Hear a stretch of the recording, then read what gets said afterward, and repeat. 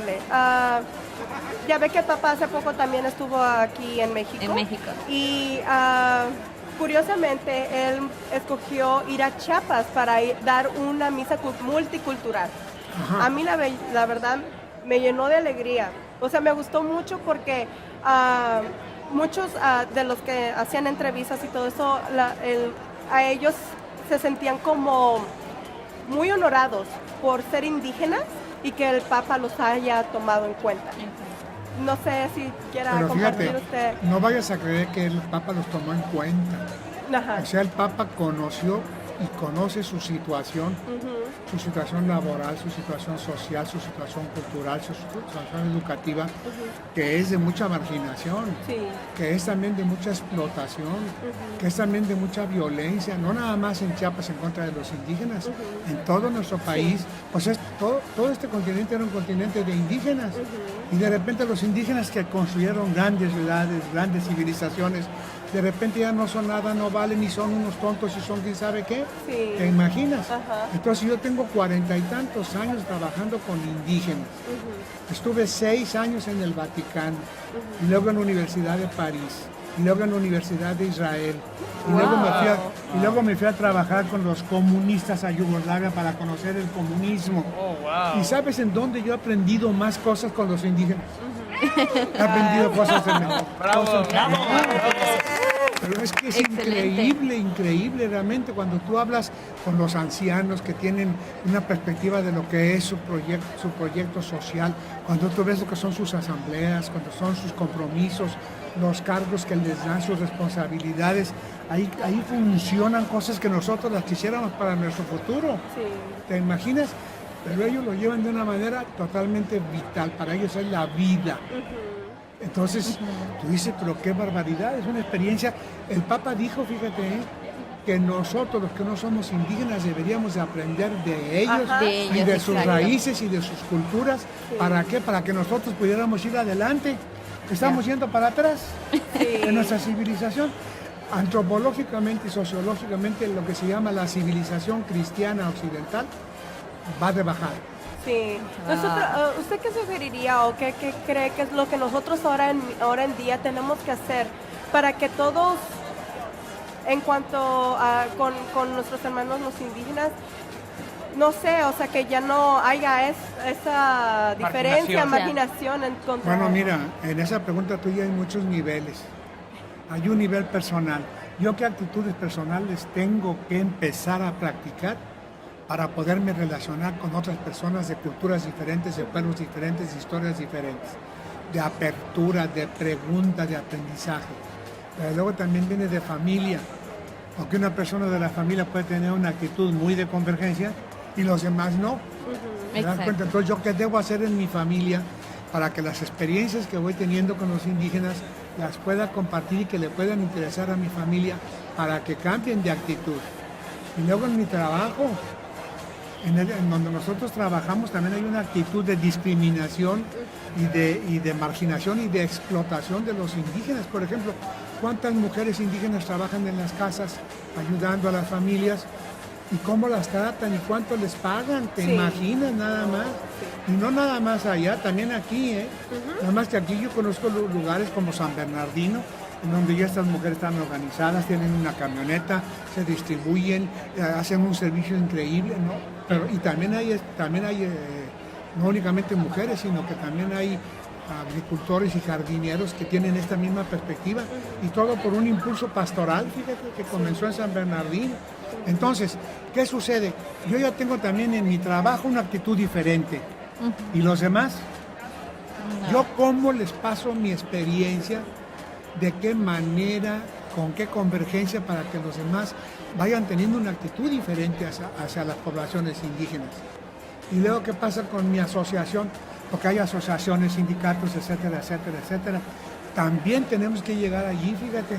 Y no voy a decir que es un trabajo sencillo, porque entonces también a ti te van a empezar a decir indio, tonto, ya, te estás amolando, ¿te das cuenta? Sí. Entonces, y luego viene la cuestión social, en la sociedad, porque no, la sociedad no se acaba donde está mi sindicato, sino que hay vecinos y hay grupos de otros y hay convivencias y hay celebraciones patrióticas y lo que tú quieras y gustes, como nosotros, aunque tengamos una apertura hacia los indígenas, pues que no sea de folclore, que no sea de fiesta, que no sea única, sino que entendamos lo que hay en ese folclore, que entendamos lo que hay en esas danzas, qué simbolismo hay, cómo ahí conserva mucho, cómo ellos comparten en las fiestas. Ellos comparten y se regionalizan con las fiestas. Ellos cuando tienen una fiesta allí en Oaxaca, no la tienen allí, invitan a todas las comunidades de alrededor. Para que la conozcan. Como la Guelaguetza. Imagínate la Para mí, Guelaguetza. cuando viví la Guelaguetza fue una experiencia lo más profound e increíble que yo viví. Ver cómo se reúnen de las localidades y compartían su comida, lo que produce cada comunidad, y vienen y lo dan a los demás y tienen ese sentido de hermandad, y que aunque son diferentes cada tribu, ¿verdad? De Oaxaca, se unen ese día y celebran. Ahí es Pero cuando fíjate. dicen la diversidad cultural a la que se La refería. diversidad perfecta, que ahí hay también un detalle muy interesante que acabo de decir. Se reúnen en la Guelaguetza gente de la costa, del llano, Ajá. de la sierra, de la selva. Entonces, ¿cuándo los de la selva han visto pescados para comer? Entonces, se los llevan. Los del Golfo los de la costa se los comparten. Y también todo comparten, pero además llevan comida, y van personas, y luego cocinan, y luego cada quien hace las danzas como las hace. Ajá. Ellos no saben lo que significa la pluma, la sonaja, no saben esas cosas, pero lo siguen haciendo. Porque fíjate que los símbolos funcionan por sí mismos. Aunque yo no sepa que la sonaja quiere decir la fecundidad, pero ellos al ponérsele en los pies y que dicen que hay que caminar en la historia, pero con fecundidad. Y que también aquí se pone sonaja para decir, las acciones mías tienen que ser de vida para todos los demás. So, cada cosa tiene su significado. Tiene un significado simbólico, pero muy profundo. No es solo un ornament, como Ajá, que no es darme como solo una sonarlo y ya. decoración. Ajá, Ay, no. Fíjate, por ejemplo, lo de las plumas. Ellos a un niño que daba un servicio, porque se comenzaba a dar servicios desde chiquito y se comienza a dar. Entonces, da un servicio y le dan una pluma. Ya dio 2 servicios, 2. Y cuando son grandes ya son gobernantes y tienen un penacho de plumas. La pluma y el penacho significa todos los servicios que esta persona ha dado a la comunidad. Wow. ¿Te imaginas? Y nosotros pensamos, el penacho de Montezuma, y ese que allá lo tienen en Austria, y ahí que tú entras al museo y ahí lo tienen el penacho. a la Exhibiéndolo vera. ahí. ¿Y qué? No te explican lo que eso significa. Ajá. No fue de Ese- a gratis. Pues no fue ese tipo llegó a tener ese penacho por todos los servicios Los que dio. servicios. ¿Y qué servicios estaba dando en ese momento? ¿Te imaginas? Entonces, Wow. todo tiene un significado. Pero el hecho de que digan ellos, necesitamos reunirnos cada año. Y ahora el gobierno también se presenta allí, ayuda, y un estadio y no sé qué. Pero todo lo que hace el sistema político para apoyar la Guelaguetza, que quiere decir la reunión y el compartir, no es nada en comparación con cómo se realizan ellos en esa fiesta que se hace en la ciudad de Oaxaca. Wow. Así es que, Ani, ¿tú eres de Oaxaca? No, yo nomás fui de turista. Ah, Pero le gustó, ¿verdad? Pero le No, gustó. pero yo soy de la zona norte del estado de Jalisco, y ahí está una comunidad indígena que se llama son los huicholes. Ah, por Entonces me ha tocado ver siempre esa discriminación, y que llegan nuestros hermanos al pueblo, tocan. Ahí salió un grupo de música, no sé, estuvo en el Piolín, en el radio. No le quiero dar promoción a la competencia, pero estuvo, los huicholes, se llamaba el huichol musical, y esos otros, no sé, estuvieron con Don Francisco, y son de esa... Huichol musical. Ajá. Entonces, estaban junto a una cantina. Mi papá trabajaba al lado en una oficina, y ahí abajo como una cantina, y ahí ellos empezaron ahí a tocar. Yo los miré cuando era niño, y toda la gente, son los borrachos, son esto, y puras Groserías. y mira hasta dónde llegaron, y de su cultura, cómo se menosprecia, y no sabemos ni siquiera lo que significa. El valor, la riqueza que trae. claro, pero fíjate, nosotros lo que teníamos que ver allí es el esfuerzo que ellos hacen para poderse mantener como pueblos, Ajá. y que no aceptan esa discriminación. Exacto. Pero fíjate que quienes hacemos la discriminación la hacemos porque alguna ganancia nos trae. Si nosotros no tuviéramos una ganancia ni un beneficio porque discriminamos, y le podemos pagar menos a los albañiles, y menos a los obreros, y menos a todos los demás, ¿por qué? Los discriminamos a cabo. Esa es la justificación de por qué no los tratamos como los tenemos que tratar. Y esa es una crítica y es una situación en contra de nosotros, que es lo que hace que no nos realicemos como humanos, fíjate. Pues si no hay nada que sea igual, fíjate, aquí los micrófonos son distintos, las personas, mira, cada persona es distinta. Entonces, pero tú cuando has visto a dos caballos iguales o a dos bueyes iguales, no me refiero a diputados que a mí no. Qué bueno. Hay que aclarar. Aclarando. Aclarando. No, porque fíjate que todo es diverso. Los árboles son diversos, los animales son diversos, los peces son diversos y también la humanidad, pero nosotros pensamos que somos los meros petateros. No sé qué quiere decir eso. Y no es cierto, nosotros podemos ser efectivamente lo que somos cuando nos vemos en la diversidad, cuando la diversidad nos enriquece, cuando la diversidad nos hace a nosotros crecer. No, nosotros no crecemos cuando nos encerramos en nosotros. Imagínate, por ejemplo, si nosotros no comiéramos ni conejos, ni borregos, ni carne, ni pescado, ¿qué sería de nosotros? Dependemos de esa diversidad animal. Exacto. Y nosotros no nos damos cuenta que para ser humanos tenemos que decir yo cómo dependo de los demás. ¿Qué hago yo para que los demás dependan de mí? Y entonces las culturas y la humanidad se potencia y se hace fuerte, fíjate. Exacto. ¿Cómo la ves? Está interesante. Me gustaría recalcar que son tantos los valores que trascienden como culturales, tradicionales, que como dice usted, lamentablemente con el tiempo se están marginando en su totalidad. Entonces, uno llega al punto de decir, vaya, ¿por qué? Como dice en el caso de mi compañero, me tocó ir a una comunidad que hace sus powwows de Sudamérica y uno mira tanta riqueza que tienen tradicional, cultural. Y esto, ¿por qué? ¿Cómo es posible de que eso vaya, en lugar de trascender, vaya decayendo? ¿Por qué? ¿A qué se debe todo esto? A la discriminación que nosotros hacemos. Porque ellos tienen, no nomás tienen que luchar por su vida y trabajar, sino también por su organización, pero también por su territorio, también por su manera de hacer política. Fíjate, esto está en la Constitución de México y sin embargo no se cumple. No se cumple. Pero ellos tienen derecho a decir, este es mi territorio, yo aquí me organizo de esta manera. Pues lo concesionan para unas mineras y contaminan el labio, cortan los bosques y echan a perder todo lo que hay allí. Y esclavizan a las personas que trabajan ahí. Y les dan trabajo, los esclavizan, como dices tú. Total. Entonces, ¿qué sucede? Que lo que nosotros llamamos el progreso, el avance y todo eso, es la destrucción no únicamente de la ecología, porque acaban con bosques, también de la humanidad, fíjate. Entonces tienen ellos que emigrar porque tienen que sobrevivir. Entonces se desbaratan las familias.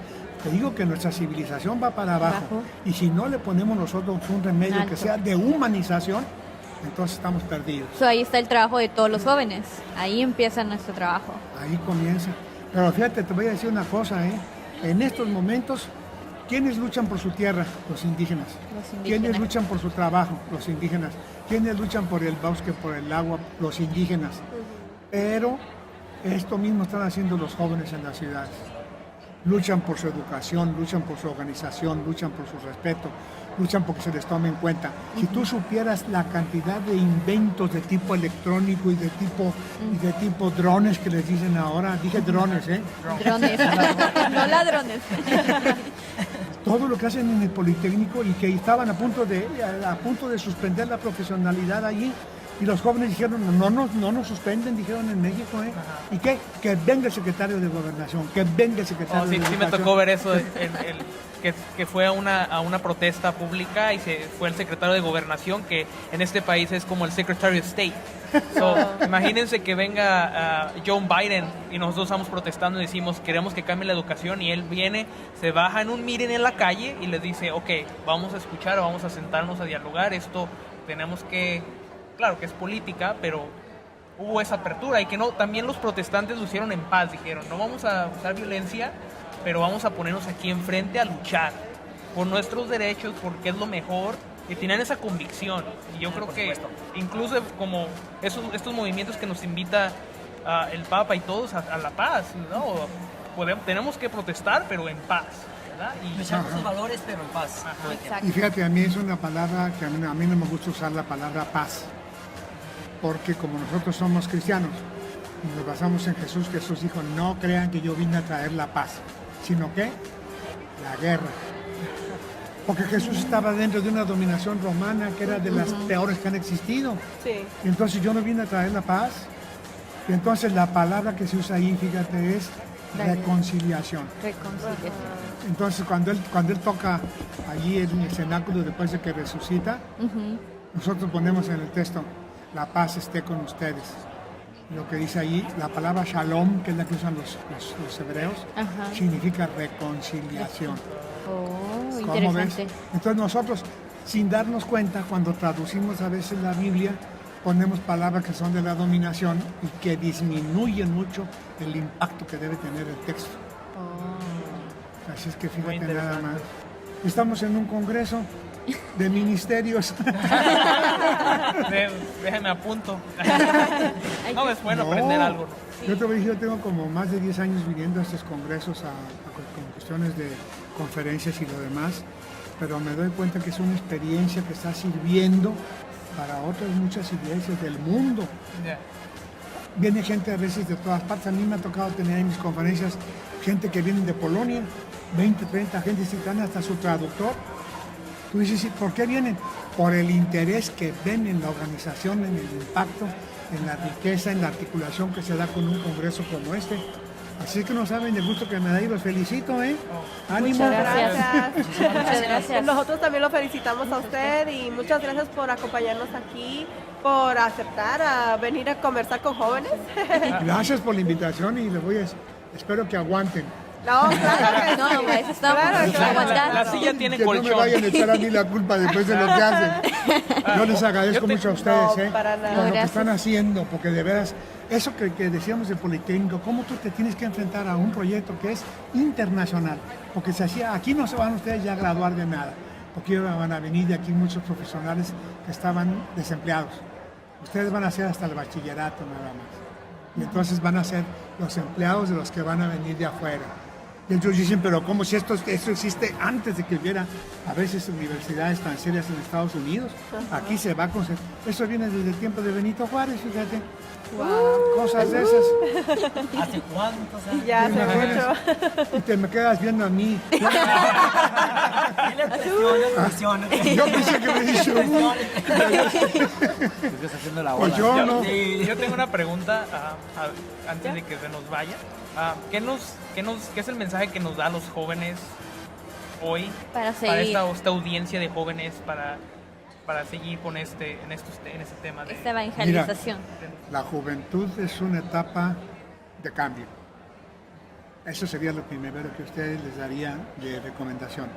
Que sepan que ustedes están de cambio. No son niños y no son adultos. Ustedes no van a repetir únicamente lo que pasó con los adultos.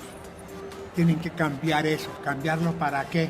Si estamos en crecimiento tenemos que cambiarlo para más vida. ¿Para quién? Para todos. No únicamente para los jóvenes, ahí es donde entra una visión muy interesante. También para los niños y también para los ancianos.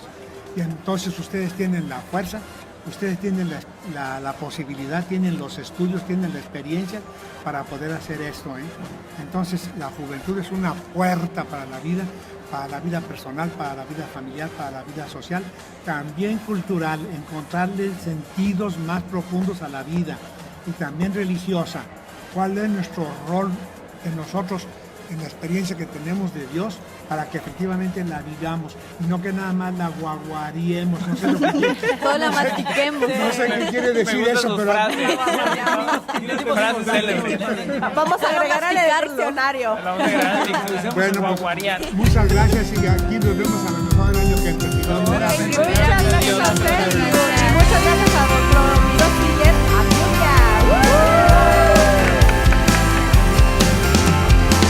Es tiempo de darle un sí a la vida.